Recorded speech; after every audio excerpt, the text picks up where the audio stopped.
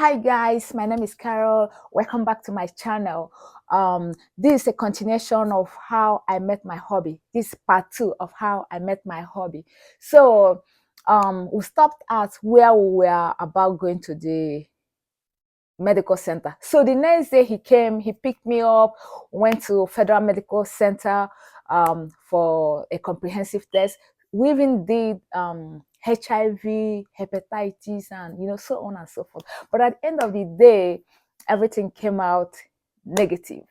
So after that, we went to a restaurant, to hang out. So we're getting to know each other, because it was a short period of time. So we try to get to know each other more and more. So when we got to that restaurant, he was telling me how he came back from States. That was when I found out he lived in States. He lives in United States. So he now told me how him and his friends, they came back to look for wives to marry, and that the friends we are looking for nurses to marry, because with nurses, you marry them, they go there, they start working, they start making money, and but he said he wasn't looking for a nurse to marry first, because the divorce rate was getting high in America. And again, he said he actually wanted to marry a woman he loves. He said he wants to marry a woman he loves. So if you take that profession, say you married me because I'm a nurse, if you take away the nursing profession, you still love me. So he said he actually wants to marry a woman he loves, not a woman he loves because of her profession. Because if you marry a woman because of her profession, you marry a woman because she's a nurse, you take out the profession, there's no longer love, because that's major thing you love the woman for is no longer there. So that got me more attracted to this man. Remember, first of all, he got his family in. Second, he talked about taking me to a medical center for tests. Unlike other men, they would take you to the hotel first to test you. I mean, sleep with you to know, if you're really good in bed before anything. And third of all, he's telling me he wants to marry me because he loves me and he had this flash. He never wanted to marry me because of a profession. Like if he wanted a profession, he would have gone to like FMC or look, like ask people to look for a girl that studied nursing, so that attracted me more to my husband. I'm telling you, I loved him, like, just for that. I mean, among other stuff.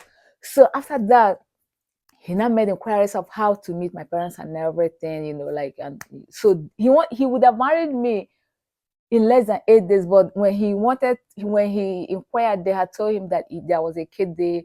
Like a kid day, you don't do anything, like, um a kid day is by tradition, like they don't let you do any occasion on a kid day. If you're from Imo State, you will know what I mean. So then they now fixed another day for him to come meet my parents. So he now, he came, met my dad and my mom, because my mom and dad had traveled from, we lived at Haba, but like they in Christmas they normally travel back to the village, to Villa. So he came, he met my parents and everything. But my dad couldn't believe it, because my dad was like, this unbelievable. My daughter I know that has been running away, she's not the one. So my husband was like, so at the end of the day, like, to cut the whole story short, he met my parents. Then the first time he did the ceremonial thing, when you're getting married, they do a kind of ceremonial stuff. The first time he did it, by tradition, I was supposed to go back with him. They call it Ija Balano. If you're from Nigeria, I mean Igbo, they call it 4-day journey. When you marry, after the ceremonial thing, like they pay your dowry and everything, you have to go back with your husband for 4 days. Then after the fourth day, you have to come back, and then they do the final thing, the final traditional stuff.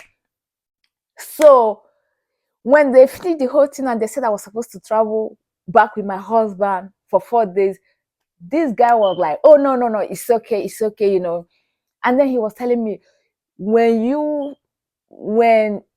you're buying, you will say, when you have a package, why are you peeping into the package? Like it doesn't make sense, like peeping into, like trying to peep into the package, like he wants to have the package wholesale. So he said he didn't want the, I was like, thank you, Jesus. So he said he's canceling the Ija Balano. So I didn't go with him to the 4 day journey. I didn't go. That man, like, he scratched that one out for me. I said, wow, that was the point. I said, wow, this man, he didn't even want to like he didn't want to stress me at all. Like that Ija Balano, some girls, they go, the in-laws, they'll be like, this one, this one, this one, they will try to poke nose to, like, see fault, find fault here, find fault there, this lady, oh, this one that is doing like this, or this one that is doing like Ajibo. So my husband, I didn't go for, that Ija Balano. So then on the 11th, he now came with his family. They finished the whole traditional rites, like paid my dowry and everything, like concluded everything with my dad. My dad still didn't believe it until I had given. Oh, let me show you a picture. So this was a picture. This is a picture. You see, that was when they came for the. Oh, why is it? You see, that's the one in white is my dad. This my mom, and this me. Because I was not prepared for this. See, I had this spaghetti dress and everything. I was so unprepared for this. So after they did the whole thing, like, damage, like, after the mini traditional thing, I was seen as a married lady. So I was fully married. So, and then I had to go with my husband. That was the one that really terrified me, because I had to really go with my luggages to my husband's house. Like, I was now seen as a married young lady.